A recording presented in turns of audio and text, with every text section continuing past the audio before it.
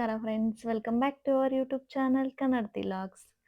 ಇವತ್ತಿನ ಸ್ಪೆಷಲ್ ಬಂದು ನುಗ್ಗೆಕಾಯಿ ಸಾಂಬಾರ್. ಮದುವೆ ಮನೆಯಲ್ಲಿ ಮಾಡುವಂಥ ಶೈಲಿಯಲ್ಲಿ ನಾನು ನಿಮಗೆ ತೋರಿಸ್ಕೊಡ್ತಾ ಇದ್ದೀನಿ. ಡೆಫಿನೆಟ್ಲಿ ಈ ರೀತಿ ನೀವೆಲ್ಲ ಟ್ರೈ ಮಾಡಿರಲ್ಲ. ಒನ್ಸ್ ನೀವು ಟ್ರೈ ಮಾಡಿ ನೋಡಿ ಹೇಗೆ ಬರುತ್ತೆ ಅಂತ. ಸೇಮ್ ಟು ಸೇಮ್ ಮದುವೆ ಮನೆ ಶೈಲಿನಲ್ಲೇ ಬರುತ್ತೆ. ಅದು ನುಗ್ಗೆಕಾಯಿ ಸಾಂಬಾರು ಅಂದರೆ ಹೇಗಿರಬೇಕು ಹಾಗೇ ಇರುತ್ತೆ. Actually taste is wow. ನೋಡಿ, ಮೊದಲನಾಗಿ ನಾನು ಬೇಳೆನ ಬೇಯಿಸ್ಕೊತಾ ಇದ್ದೀನಿ. ಒಂದು ಕುಕ್ಕರ್ಗೆ ಒಂದು 1/4 ಕಪ್ಪು ತೊಗರಿಬೇಳೆ ಹಾಕಿದ್ದೀನಿ.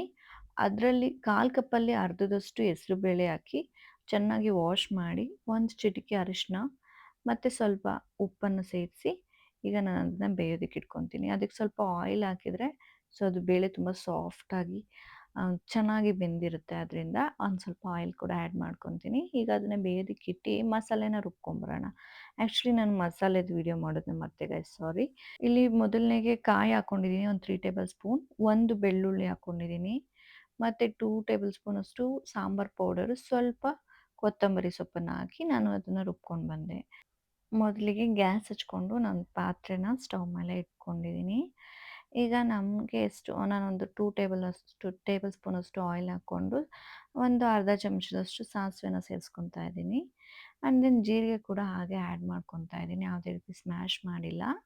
ಇದು ಒಗ್ಗರಣೆಗೆ ಕರಿಬೇವನ್ನು ಕೂಡ ಸೇರಿಸ್ಕೊಂಡು ಮತ್ತೆ ಒಂದು ಬೆಳ್ಳುಳ್ಳಿನ ಜಜ್ಜಿ ಸ್ಮ್ಯಾಶ್ ಮಾಡಿ ಇಟ್ಕೊಂಡಿರೋದನ್ನು ಸೇರಿಸ್ಕೊಂಡಿದ್ದೀನಿ.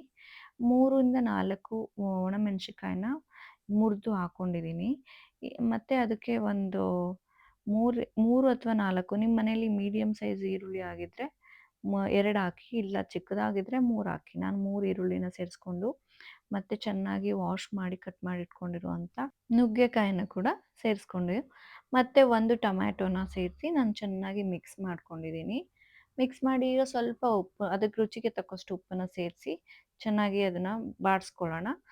ಬಾಡಿಸ್ಕೊಂಡು ಆ ಎಣ್ಣೆಯಲ್ಲಿ ಅದು ಚೆನ್ನಾಗಿ ಬೇಯಬೇಕು. ಆ್ಯಕ್ಚುಲಿ ಬಾಡಿಸಿದ ನಂತರ ಸ್ವಲ್ಪ ಅರಿಶಿನ ಕೂಡ ಆ್ಯಡ್ ಮಾಡ್ಕೊತೀನಿ. ಚೆನ್ನಾಗಿ ಮಿಕ್ಸ್ ಮಾಡಿಕೊಂಡು ಅದು ಚೆನ್ನಾಗಿ ಸ್ವಲ್ಪ ಹೊತ್ತು ಬೇಯಲಿ. ನುಗ್ಗೆಕಾಯಿ ಆ್ಯಕ್ಚುಲಿ ಈ ಮಸಾಲೆ ಈಗೇನು ಹಾಕಿದ್ದೀವಿ ಅದರಲ್ಲೇ 70% ಬೇಯಬೇಕು. ಬೆಂದ ನಂತರ ನಾವೇನು ರುಬ್ಬಿಟ್ಕೊಂಡಿದ್ವಿ ಆ ಮಸಾಲೆನ ನಾನು ಹಾಕ್ತಾಯಿದ್ದೀನಿ. 70% ಬೆಂದಿದೆ, ನೀವು ನೋಡ್ತಿದ್ದೀರಲ್ಲ. ಅದು ಬೆಂದಿರೋದ್ಮೇಲೆ ನಾನು ಈ ಮಸಾಲೆನ ಸೇರಿಸ್ಕೊಂಡು ಚೆನ್ನಾಗಿ ಮಿಕ್ಸ್ ಮಾಡ್ಕೊತಾ ಇದ್ದೀನಿ. ಮಿಕ್ಸ್ ಮಾಡಿದ ನಂತರ ಸ್ವಲ್ಪ ನೀರನ್ನು ಸೇರಿಸಿ ಒಂದು ಚೂರು ಕುದಿ ಬಂದ ಮೇಲೆ ನಾವೇನು ಬೇಳೆನ ಬೇಯಿಸ್ಕೊಂಡಿದ್ವಿ, ಬೇಳೆ ನೋಡಿ ಚೆನ್ನಾಗಿ ಸ್ಮ್ಯಾಶ್ ಆಗಿರಬೇಕು. ಅಲ್ಲೇ ಬಂದು ಅಲ್ಲಿ ಏನು ಸಿಗಬಾರ್ದು, ಆ ಥರ ಇರಬೇಕು.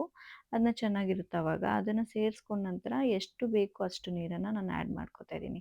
ಎಷ್ಟು ಕನ್ಸಿಸ್ಟೆನ್ಸಿ ಬೇಕು, ನಿಮಗೆ ಎಷ್ಟು ಥಿಕ್ನೆಸ್ ಬೇಕು ಅಷ್ಟು ನೀವು ಆ್ಯಡ್ ಮಾಡ್ಕೋಬೋದು. ನೆಕ್ಸ್ಟ್ ಹುಣಸೆಹಣ್ಣನ್ನು ಸೇರಿಸಿದ್ದೀನಿ ನಾನು.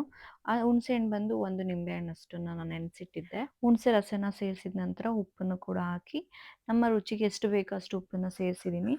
ಆಮೇಲೆ ಕುದಿ ಚೆನ್ನಾಗಿ ಬರಬೇಕು. ಬಂದ ನಂತರ ಕೊತ್ತಂಬರಿ ಸೊಪ್ಪು ಸ್ವಲ್ಪನ ಅದಕ್ಕೆ ಹಾಕಿ ಅಲ್ಲಿಗೆ ಸಾಂಬಾರು ರೆಡಿ ಆಯಿತು. ನಂದು ಸಾಂಬಾರು ಸ್ವಲ್ಪ ತಿಕ್ ಜಾಸ್ತಿ ಇದ್ದರಿಂದ ಮತ್ತೊಮ್ಮೆ ನೀರು ಸೇರಿಸ್ಕೊಂಡು ಮತ್ತೆ ಉಪ್ಪು ನೋಡಿದೆ. ಇಟ್ಸ್ ಮೇ ಬಿ ಪರ್ಫೆಕ್ಟ್ ಅನ್ನಿಸ್ತು. ಮದುವೆ ಮನೆ ಶೈಲಿಯ ನುಗ್ಗೆಕಾಯಿ ಸಾಂಬಾರು ರೆಡಿ ಆಗಿದೆ. ನೀವು ಕೂಡ ಟ್ರೈ ಮಾಡಿ ಹೇಗಿತ್ತು ಅಂತ ಕಮೆಂಟ್ ಸೆಕ್ಷನಲ್ಲಿ ತಿಳಿಸಿ. ನನ್ನ ವಿಡಿಯೋ ನೋಡಿದ್ದಕ್ಕಾಗಿ ಥ್ಯಾಂಕ್ ಯು. ಲೈಕ್ ಮಾಡಿ, ಸಬ್ಸ್ಕ್ರೈಬ್ ಮಾಡಿ, ವಿಡಿಯೋ ಶೇರ್ ಮಾಡೋದನ್ನು ಮರಿಬೇಡಿ. ಧನ್ಯವಾದಗಳು. ಬಾಯ್ ಬಾಯ್. ಅಷ್ಟೇ.